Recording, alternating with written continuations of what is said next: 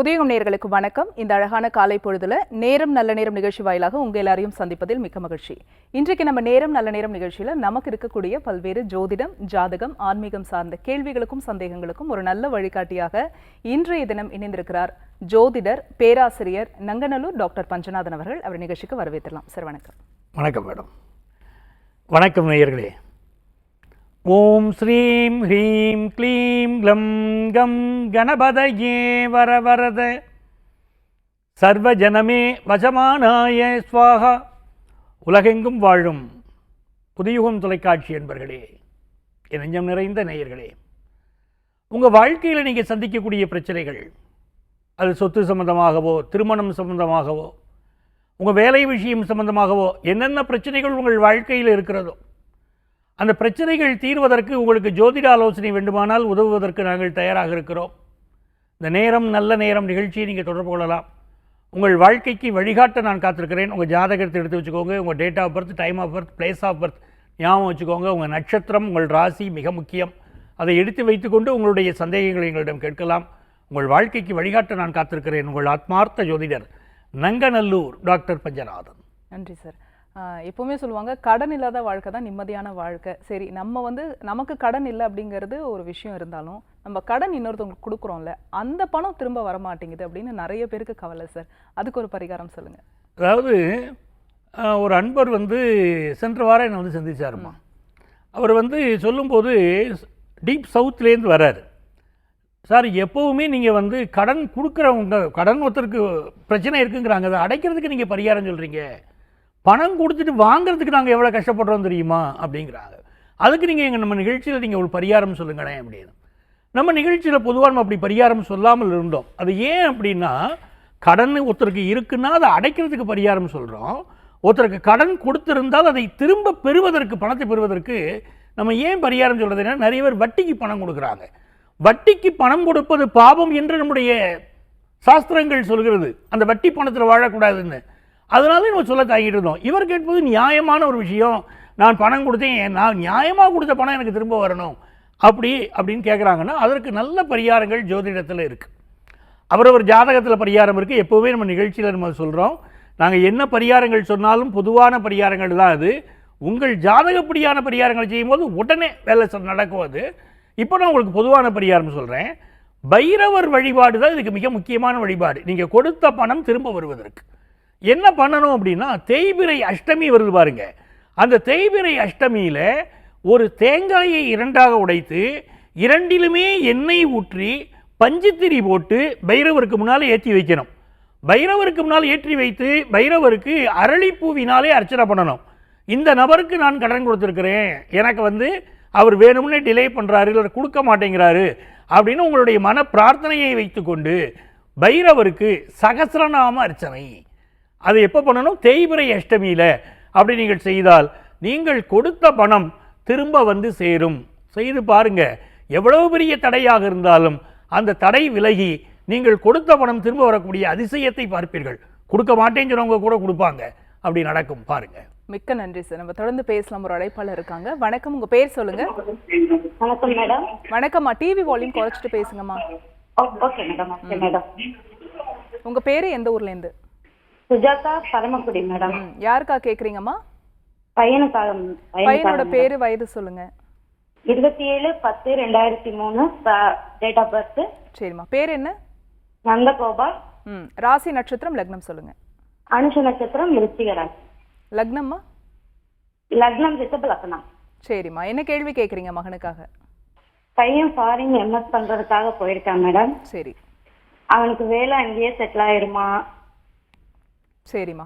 வணக்கம்மா. வணக்கம் சார். வணக்கம் சார். ஆமாம், நந்தகோபாலுக்கு ஒரு சிறந்த எதிர்காலம் உண்டு. அது கிரக நிலைகள் அழகாக சுட்டி காட்டுது, சந்தேகம் இல்லை. சரிங்களா?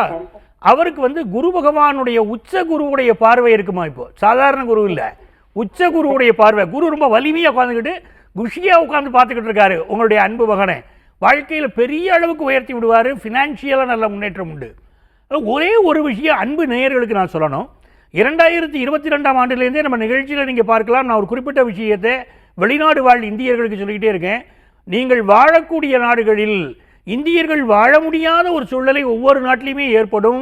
இந்தியர்களுக்கு பிரச்சனை உண்டு, நீங்கள் சொத்து வாங்கினா கூட இந்திய தேசத்தில் வாங்குங்க, வெளிநாடுகளில் பிரச்சனைகள் வரும்னோ அதுக்கப்புறம் வழக்கமாக நீங்கள் அதுக்கப்புறம் பார்த்தீங்கன்னா 24 ஆஸ்திரேலியா பிரச்சனை, கனடா பிரச்சனை ஒவ்வொரு நாடுகளையும் வர ஆரம்பிச்சிச்சு. வெளிநாடுகளில் இருக்கக்கூடிய என்னுடைய நேயர்கள் தொடர்பு கொண்டு, சார் நீங்கள் சொன்னீங்க, நான் கவனிக்காம விட்டுட்டோம், பிரச்சனைகள் வருது அப்படின்னு சொல்கிறாங்க. ஒவ்வொரு நாட்டிலையும் வரும். இது ஐரோப்பிய நாடுகள் எல்லா நாட்டிலையுமே இப்படி பிரச்சனைகள் இருக்கும். அதனால் எந்த நாட்டிலும் நிரந்தரமாக இருக்க வேண்டும் என்ற ஆசை உங்களுக்கு இருக்கும். இருந்தாலும் கொஞ்சம் பாதுகாப்பாக இருந்து கொள்ள வேண்டியது மிக அவசியம். இந்த அன்பு நேயர் நம்ம நந்தகோபாலுக்கு எப்படி இருக்குது அப்படின்னு பார்த்தீங்கன்னா, நீங்கள் படித்து முடிச்சுட்டு இந்தியாவை பார்த்து வருவது தான் இந்த ஜாதகத்திற்கு மிக உகந்ததாக இருக்கிறது. இங்கே வந்து வேலை தேடிக்கிடணும், அதுதான் இவருக்கு சிறப்பாக அமையும். வாழ்த்துக்கள். நன்றி அழைத்தமைக்கு. அடுத்த அழைப்பாளர் யாருன்னு பார்க்கலாம். வணக்கம், உங்கள் பேர் சொல்லுங்க. வணக்கம், இணைப்பில் இருக்கீங்க. உங்கள் பேர் எந்த ஊர்லேருந்து? வணக்கம் மேடம். வணக்கம் சார், உங்கள் பேர் சொல்லுங்க, எந்த ஊர்லேருந்து பேசுறீங்க? மேடம் என் பேர் சண்முகம் மேடம், ஆரணிலேருந்து பேசுகிறேன் மேடம். சரி, யாருக்காக கேட்குறீங்க? எனக்காக தான் மேடம் கேட்குறேன். உங்களுடைய வயது என்ன சார்? 55 மேடம். ராசி நட்சத்திரம் லக்னம் சொல்லுங்க. ராசி கன்னி, அஸ்த நட்சத்திரம், மகர லக்னம் மேடம். சரி, என்ன கேள்வி கேட்குறீங்க? மேடம் நாங்கள் வந்து இப்போ ரொம்ப பழைய வீடு மேடம், 300 வருஷமா முன்னோர்கள்லேருந்து அதில் வாழ்ந்துட்டு இருக்கோம். சரிங்க. வீடு கட்டணும் மேடம், அதுதான் மிகப்பெரிய ஒரு ஏக்கமாக வந்தது, லட்சியமாக. அது எப்போ நமக்கு கைக்கூடிய வரும் தெரியல. கிராமத்தில் தான் இருக்கேன் மேடம், நமக்கு கிராம வாழ்க்கை தான் மேடம். சரி சார், கவலைப்படாதீங்க, பேசுங்க சார் கிட்ட. சரிங்க சரிங்க. அந்த ஷண்முகம் சார் வணக்கம். ஐயா வணக்கம் ஐயா. வணக்கம் ஐயா, நல்லா இருக்கீங்களா? ஐயா நல்லா இருக்கேன் ஐயா. உங்க தொகுப்பு நான் பார்ப்பேன், யூடியூப்ல பார்ப்பேன். ரொம்ப மகிழ்ச்சியா, ரொம்ப மகிழ்ச்சி. அதாவது என்ன இருக்குன்னா, உங்களுடைய வீடு கட்ட முடியாதபடி ஒரு சூழ்நிலை, மாந்தி தோஷம் இருக்கியா உங்க குடும்பத்துக்கு வந்து. மாந்தி தோஷம் அப்படி இருக்கிறதுனால தான் சொந்த வீடு கட்ட முடியாமலேயே ஒரு தடை வந்துகிட்டே இருக்கு. அப்படித்தான் கிரகநிலைகள் காட்டுது. அப்போ என்ன செய்யணும்? இந்த மாந்தி தோஷத்தை போய்க்கிடணும். பக்கத்தில் எங்கே உங்களுக்கு வந்து மாந்தி பரிகாரம் பண்ணுறாங்கன்னு பக்கத்தில் உள்ள சிவன் கோயிலில் கேளுங்க. நீங்கள் வாழும் இடத்திற்கு பக்கத்தில் எங்கே இருக்குன்னு விசாரிச்சுக்கோங்க. பக்கத்தில் உள்ள கோயிலில் இருக்கக்கூடிய ஐயர்கிட்ட கேட்டிங்கன்னா சொல்லுவாங்க எந்த கோயில்கள் இருக்குது அப்படின்னு தெரிஞ்சுக்கிட்டு சனிக்கிழமை என்று காலை மாந்தி தோஷத்துக்கு பரிகாரம் பண்ணணும். அப்படி மாந்தி தோஷத்துக்கு பரிகாரம் பண்ணி கொண்டால் உங்களுக்கு ரொம்ப ஆச்சரியமாக இருக்கும். அதை செய்து முடித்த 5வது மாதமே உங்களுக்கு சொந்த வீடு கட்டக்கூடிய ஒரு வாய்ப்புகள் வந்துடும். இப்போ நிறைய தடைகள் இருக்குது சார், எனக்கு இப்படியே ரொம்ப கடுமையான தடைகள் இருக்குது அப்படின்னு நீங்கள் நினச்சிங்கன்னா, தசரத ராமன், இந்த தசரத ராமனுடைய படம், ராமபிரானுடைய படத்தை வீட்டில் வைத்துக்கொண்டு ஓம் தசரத ராமனே நமகாங்கிற மந்திரத்தை டெய்லி 108 முறை சொல்லிட்டு வரணும். தசரத ராமன் அதை சொல்லிக்கிட்டே வருகிற போதும் உங்களுக்கு வேகமாக உங்களுக்கு இருக்கக்கூடிய தடைகள் விலகி வீடு கட்டக்கூடிய வாய்ப்புகள் வருவதை நீங்கள் பார்க்கலாம். அதே மாதிரி புதன்கிழமை என்று பானகம், நல்ல பானகம் தயார் செய்து கொண்டு ராமனுக்கு படைத்து கொண்டு வந்தாலும் உங்களுக்கு வீடு கட்டுவதில் இருக்கக்கூடிய தடைகள் விலகி சொந்த வீடு அமையக்கூடிய யோகம் உருவாகும். முதல்ல மாந்தி பரிகாரத்தை பண்ணிட்டு பிறகு நான் சொன்ன ராமர் பரிகாரத்தை செய்யுங்க. சொந்த வீடு கட்டி மகிழ்ச்சியாக வாழ்வீர்கள். வாழ்த்துக்கள் சார். கணவன் மனைவி அன்னோன்யமாக இருக்கணும். கணவன் வந்து மனைவி மேலே அன்னோன்யமாகவே இல்லை, சொல்கிறத புரிஞ்சுக்க மாட்டேங்கிறாரு, அந்த கெமிஸ்ட்ரி வந்து ஒர்க் அவுட் ஆக மாட்டேங்குது, அதுக்கு என்ன பண்ணணும்? நிறைய இடங்கள் இப்படி கேட்குறாங்க. என்னுடைய அவருக்கு சொல்கிறாங்க, என்னுடைய வீட்டில் என் பையன் கேட்க மாட்டேங்கிறான், என்னுடைய கணவர் கேட்க மாட்டேங்கிறாரு, என்னுடைய மனைவி என்னுடைய அன்பையே புரிஞ்சு கொள்ள மாட்டேங்கிறார். நம்ம எல்லாத்தையுமே சொல்லணும். ஏன்னா இது வந்து நிறைய பெண்களுக்கு வருத்தம் இருக்கிறதால நீங்கள் இப்படி கேள்வி கேட்குறீங்க. கணவர் வந்து ஒற்றுமைப்பட்டு வருவதற்கு என்ன செய்வதுன்னு. இதே போல் சில ஆண்கள் நேர பார்க்கக்கூடிய ஆண்களுக்கு கேட்குறாங்க, எனக்கு குடும்பத்தில் வந்து நிம்மதி இல்லைங்கிறாங்க. உங்கள் எல்லோருக்கும் உங்களுடைய சொல்லை மனைவி புரிந்து கொள்வதற்கு, இல்லை உங்கள் சொல்லை உங்கள் கணவர் புரிந்து கொள்வதற்கு, இல்லாவிட்டால் உங்கள் பிள்ளைகள் இஷ்டம் போல மனம் போன போக்கில் தெரிகிறாங்க, அன்பாகவே இல்லை அப்படின்னு நீங்கள் நினச்சிங்கன்னா, நான் சொல்லக்கூடிய இந்த எளிமையான பரிகாரத்தை செய்யுங்களேன், நல்ல மாற்றம் தெரியும். அதாவது என்ன பண்ணணும்னா, செவ்வாய்க்கிழமை அன்னைக்கு, நல்லா ஞாபகம் வச்சுக்கோங்க, செவ்வாய்க்கிழமை அன்னைக்கு செவ்வாழை பழம் இருக்கு இல்லையா, அந்த செவ்வாழை பழத்தை எடுத்து செவ்வாழை பழத்தை தோலை உரிச்சிடணும். உரிச்சிட்டு செவ்வாழை பழத்திலே மிளகாய் வத்தலுடைய காம்பு, அந்த காம்பை எடுத்துக்கிட்டு உங்கள் வீட்டில் யார் வந்து அப்படி திருந்தி வரணும், யார் உங்கள்கிட்ட அந்யோன்யமாக இல்லைன்னு நினைக்கிறீங்களோ அவங்களுடைய பெயரை அந்த செவ்வாழை பழத்தில் எழுதணும், தோலில் இல்லை. தோலை உரிச்சிட்டு பழத்தில் மிளகாய் வற்றலுடைய காம்பு வச்சு எழுதுங்க. நான் தாந்திரீக பரிகாரம் சொல்லிக்கிட்டு இருக்கேன், அன்பர்கள் புரிஞ்சுக்கணும். அந்த பழத்தில் மிளகாய் வற்றலுடைய காம்பு வைத்து யாருடைய உங்கள் கணவர்னா கணவருடைய பெயரை எழுதணும். எழுதி இதை செய்கிறது வந்து செவ்வாய்க்கிழமை தான் செய்யணும். அந்த பழத்தை சாப்பிட்டு விடுங்கள். இப்படி தொடர்ச்சியாக 18 செவ்வாய்க்கிழமைகள் இந்த பரிகாரத்தை செய்யுங்கள். இந்த தாந்திரீக பரிகாரம் என்பது மிக மிக அற்புதமான பரிகாரம். யார் ஒருவர், நாம் நேசிக்கக்கூடிய ஒருவர் நம்மை விட்டு விலகிச் செல்கிறார்களோ அவர்கள் நம்முடைய அன்பை புரிந்து கொள்வதற்கும் நம்மை நோக்கி வருவதற்கும் கணவன் மனைவி உறவு இல்லை குடும்ப உறவு பலப்படுவதற்கும் இந்த பரிகாரம் மிக மிக மிக அற்புதமாக பயன்படுகிறது. பலருக்கு பயன் தந்த நல்ல பரிகாரம். ஆகவே செவ்வாழைப்பழம் எடுத்துக்கிட்டு செவ்வாழைப்பழத்துடைய தோலை உரிச்சிட்டு செவ்வாழை பழத்திலே மிளகாய் வற்றலுடைய காம்பு வைத்து நீங்கள் நேசிக்கக்கூடிய உங்கள் அன்பிற்குரிய கணவர் பெயரை எழுதி அந்த பழத்தை நீங்கள் சாப்பிடணும், அடுத்தவங்களுக்கு கொடுக்கக்கூடாது, அர்த்தம் மாறிடும். அந்த பழத்தை சாப்பிட்டு விட்டு இப்படி தொடர்ச்சியாக 18 செவ்வாய்க்கிழமை செய்யுங்க. ஒரு அந்யோன்யமும் அன்பும் உங்கள் குடும்பத்தில் எப்படி வருது பாருங்க. கணவர் வசப்படுவார். செய்து பாருங்க. நன்றி சார். நம்ம தொடர்ந்து பேசலாம். ஒரு அழைப்பாளர் இருக்காங்க. வணக்கம், உங்க பேர் சொல்லுங்க. வணக்கம், உங்க பேர் எந்த ஊர்ல? ஓகே சார், டிவி வால்யூம் குறைச்சிடுங்க. சரி, மகனோட பேர் என்ன? மகனோட பேர் ஜெய் ஸ்ரீராம். என்ன வயது சார்? 29/12/2008 2008 பிறந்திருக்காரு. ஓகே, ராசி நட்சத்திரம் லக்னம் சொல்லுங்க. ராசி வந்து மகர ராசி, நட்சத்திரம் வந்து உத்திராட நட்சத்திரம். உத்திராட நட்சத்திரம் மிதுன லக்னம் மேடம். 27 மணிக்கு பிறந்தார் மேடம். ஒரு நிமிஷம் சார், என்ன லக்னம் சொன்னீங்க? மிதுன லக்னம் மேடம். மிதுன லக்னம். சரி, என்ன கேள்வி கேக்குறீங்க? அவர் டாக்டர் படிக்கிற அமைப்பு இருக்கான்னு தான் மேடம். சரி, தொடர்ந்து பேசுங்க சார் கிட்ட. ஐயா வணக்கம். வணக்கம் மேடம். ஐயா வணக்கம். நல்லா இருக்கேன் ஐயா, நீங்க நல்லா இருக்கீங்களா? நல்லா இருக்கு ஐயா. உங்களுக்கு ப்ரோக்ராம் ரொம்ப நல்லா பாத்துக்கிறோம். உங்களை பையனுக்காக ரொம்ப நீட்டு படிக்க டாக்டர் ஆகணும். ரொம்ப மகிழ்ச்சியா சமுதாயத்துல கடந்த சில வருடங்களாக ஏற்பட்டிருக்கக்கூடிய அற்புதமான மாற்றம், தன்னுடைய பிள்ளைகள் மருத்துவர்களாக ஆகணும் சமுதாயம் நினைப்பதும் அந்த உயர்ந்த படிப்பிற்காக நாம் ஏங்குவதும் நமக்கு கிடைப்பதும் அற்புதமான விஷயங்கள். ரொம்ப மகிழ்ச்சி. மருத்துவர் படிக்க வைக்கணுங்கிற விஷயங்கள் நல்லது. இதில் என்ன கேட்டிங்கன்னா, இந்த நீட் எக்ஸாமினேஷனில் பாஸ் பண்ணுவாங்களா, இவங்களுக்கு மருத்துவம் கிடைக்குமா என்பதற்கு 9 விதிகள் இருக்கியா. ஒரு விஷயம் இல்லை, 9 விதிகள் இருக்குது.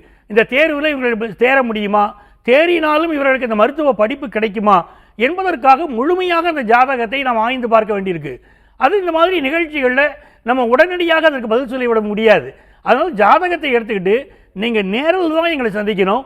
நாங்கள் ஜாதகத்தை முழுமையாக ஆராய்ந்து பார்த்துதான் இவருக்கு மருத்துவர் யோகம் இருக்கிறதா, இவர் அந்த படிப்பு, இவர் என்ன நீட் எக்ஸாமினேஷன் பெரிய போட்டி நடந்துட்டு இருக்க சமுதாயத்தில் இப்போது.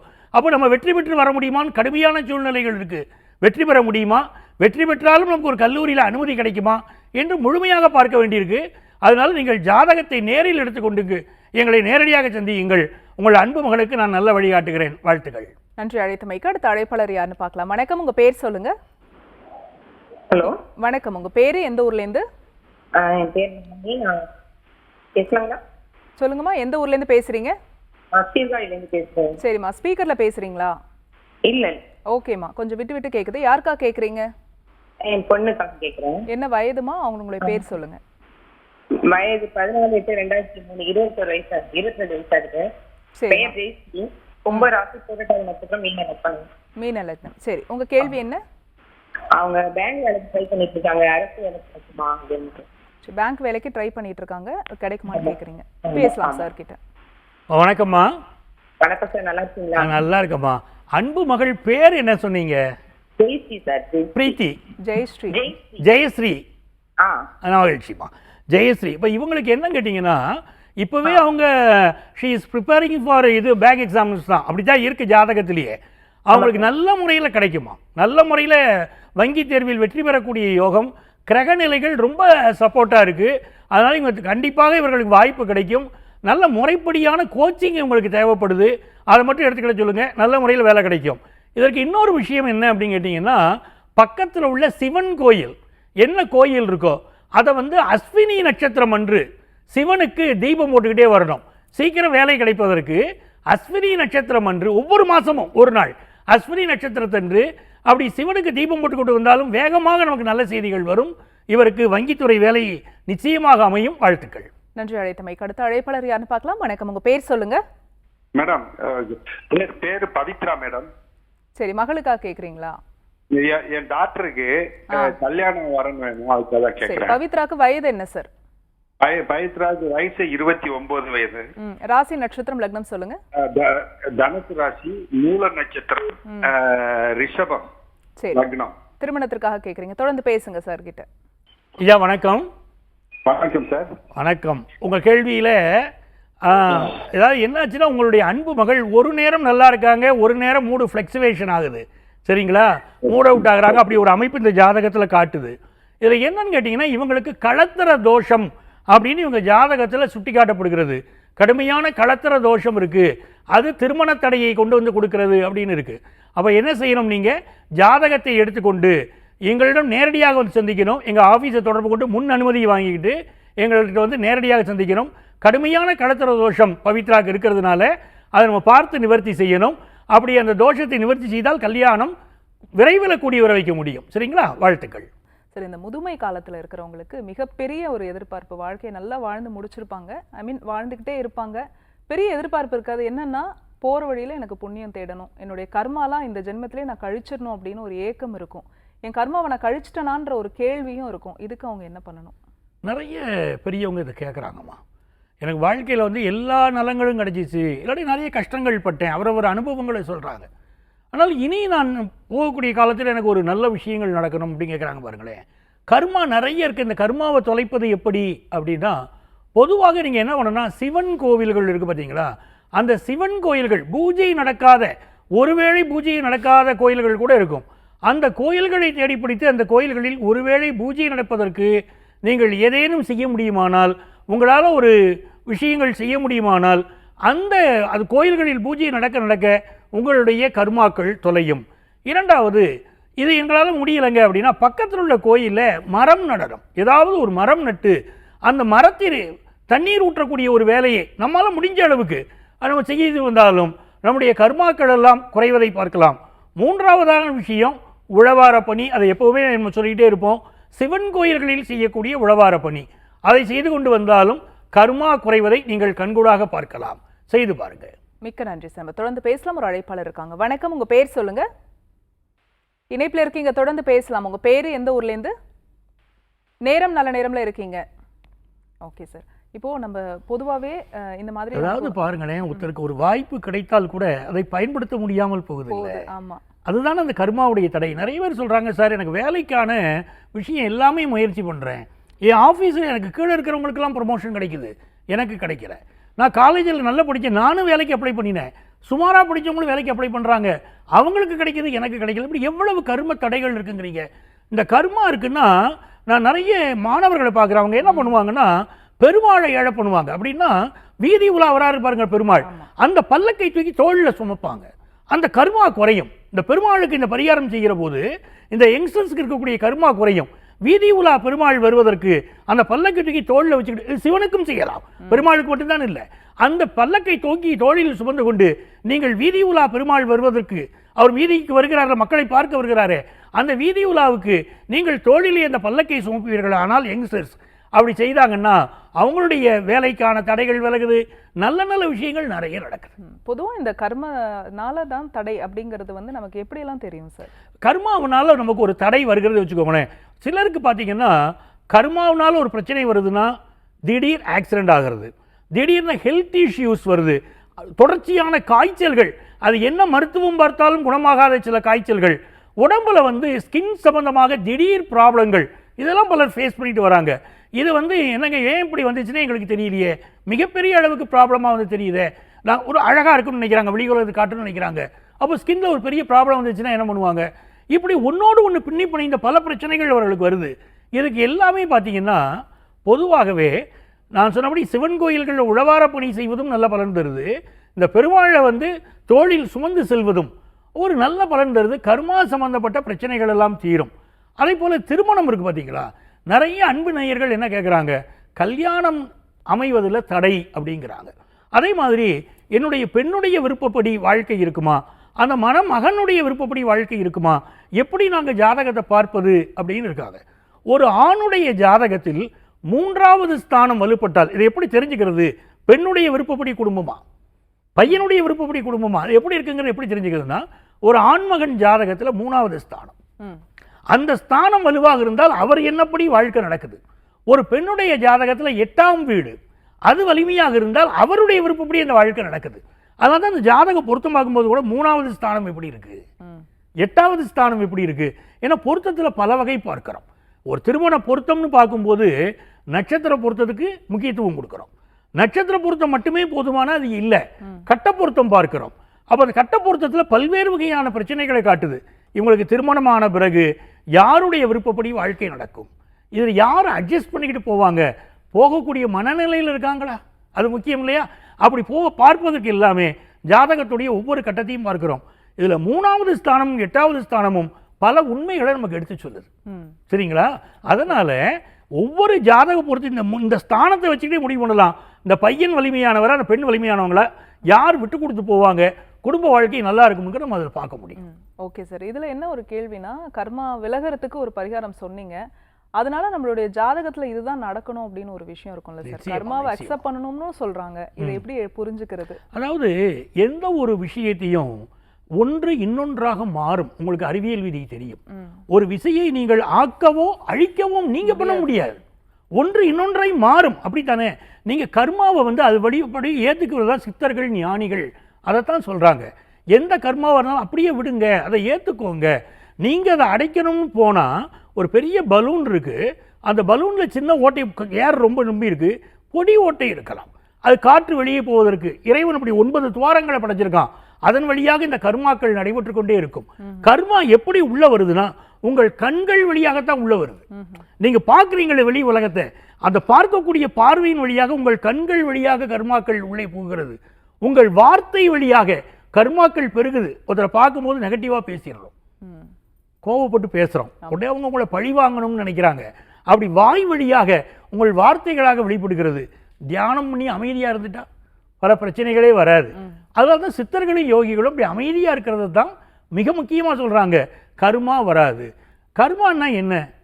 ஒரு செயல். நீங்கள் நல்லது பண்ணினா நல்ல கர்மா வரும், கெட்டது பண்ணினா கெட்ட கர்மா வரும். அப்போ ரெண்டுலேயுமே கர்மா வரும். ஆமாம், கர்மாங்கிறது கெட்டது பண்ணினா கர்மான்னு எல்லாரும் நினச்சிக்கிட்டு இருக்காங்க. அப்படி இல்லை, நல்லது பண்ணினாலும் கர்மா வரும். அப்போ என்ன பண்ணணும்? சும்மா இரு சுகம்னாங்க. அதோடைய அர்த்தம் என்னன்னா, நீங்கள் செயல் செய்தால் தானே கர்மா வருது, செய்யாம விட்டுருங்க அப்படின்ட்டாங்க. அப்போ அமைதியாக இருப்பதை பல பிரச்சனைகளை வந்த வழியே அது போக வைக்கும். உங்களை பெரிய அளவிற்கு அது பாதிச்சாலும் ஏற்றுக்கிடுங்க அப்படிங்கிறாங்க. சரி சார், இப்போ நம்ம ஜாதகம் பார்க்கும்போது இவங்களுக்கு இந்த கர்மானால தான் இந்த பிரச்சனை அப்படிங்கிறத நீங்கள் எப்படி அதை சொல்கிறீங்க? இந்த கர்மா அப்படின்னு சொல்லும்போது ஒவ்வொருத்தர் ஜாதகத்திலேயும் பூர்வ புண்ணியம்னு ஒரு அமைப்பு இருக்குது. சரி, இப்போ ஒருத்தர் வராங்க ஜாதகத்தை எடுத்துக்கிட்டு, சார் எனக்கு இந்த பிரச்சனை இருக்குது, எனக்கு ஒரு பரிகாரம் சொல்லுங்கிறாங்க. அந்த பரிகாரத்துக்கு என்ன பண்ணுறோம்னா பூர்வ புண்ணியம் எப்படி இருக்குன்னு பார்க்குறோம். ஒருத்தருக்கு ஒரு ஜாதகத்தை பார்க்கும்போது மிக முக்கியம் பூர்வ புண்ணியம் எப்படி இருக்குது. அந்த பூர்வ புண்ணியம் நல்லா இருந்துருச்சுன்னா லேசாக அப்படி பரிகாரத்தை அப்படி தொட்டு விட்டா போதும், உடனே காரியங்கள் நடந்துடும். அவர் திருமணம் ஆகலைங்கிறாரு, இல்லை வேலை கிடைக்கலைங்கிறாரு, போய் உட்காருப்பா, அந்த கோயிலில் போய் உட்காருங்க. எந்த கிரகம் காட்டுதோ அந்த கிரகத்திற்குரிய கோயில் போய் உட்கார்ந்துட்டு வாங்க, உடனே நடந்துருங்கிறோம். நடக்குது. சிலர் எத்தனையோ முறை கோயில்களுக்கு போகிறாங்க, பூர்வ புண்ணியம் சரியில்லை, அவங்களுக்கு பல முறை போக சொல்கிறோம். 24 வாரம் போங்க, 10 வாரம் போங்க, 9 வாரம் போங்க. இது எல்லாமே பல வாரம் கோயிலுக்கு போய் தான் பிரச்சனை தீருது, பூர்வ புண்ணியம் கம்மியாக இருக்கிறதுனால. மிக்க நன்றி சார். கர்மா பற்றின ஒரு அருமையான விளக்கம் கொடுத்தீங்க. நிறைய பேர் அதாவது பாவமும் கர்மா தான், புண்ணியமும் கர்மா தான் அப்படிங்கிற விஷயத்தை இன்னைக்கு எங்களுக்கு தெரிஞ்சுது. முத்தான 3 பரிகாரங்கள் மட்டும் இல்லை, நேர்கள் கேட்ட கேள்விகளாக இருக்கட்டும், நான் கேட்ட எல்லா கேள்விகளுக்குமே ரொம்ப பொறுமையாக பதில் சொன்னீங்க. மிக்க நன்றி. ரொம்ப நன்றிமா. இந்த நிகழ்ச்சியை பார்த்து கொண்டிருக்கக்கூடியவர்கள் எங்களிடம் ஜோதிட ஆலோசனை பெற விரும்பினால் சென்னையில் டி நகர்லையும் நங்கநல்லூர்லையும் நம்ம ஆஃபீஸ் இருக்குது. ப்ரியர் அப்பாயின்மெண்ட் வாங்கிட்டு என்ன நீங்கள் நேரடியாக சந்திக்கலாம். நேரில் வர முடியாதவங்களுக்கு ஆன்லைன் கன்சல்டேஷனும் உண்டு. இங்கே எங்களுடைய செல்ஃபோன் நம்பர் கொடுத்துருப்பாங்க, அதில் நீங்கள் வாட்ஸ்அப்பில் உங்களுடைய பெயரும் தற்போது வசிக்கக்கூடிய ஊரின் பெயரையும் குறிப்பிட்டு ஆன்லைன் கன்சல்டேஷன் கேட்டிங்கன்னா எங்கள் ஆஃபீஸ்லேருந்து உங்களை காண்டாக்ட் பண்ணி அப்பாயின்மெண்ட் டீட்டெயில்ஸ் தருவாங்க. உங்கள் வாழ்க்கைக்கு வழிகாட்ட நான் காத்திருக்கிறேன். உங்கள் ஆத்மார்த்த ஜோதிடர் நங்கநல்லூர் டாக்டர் பஞ்சநாதன்.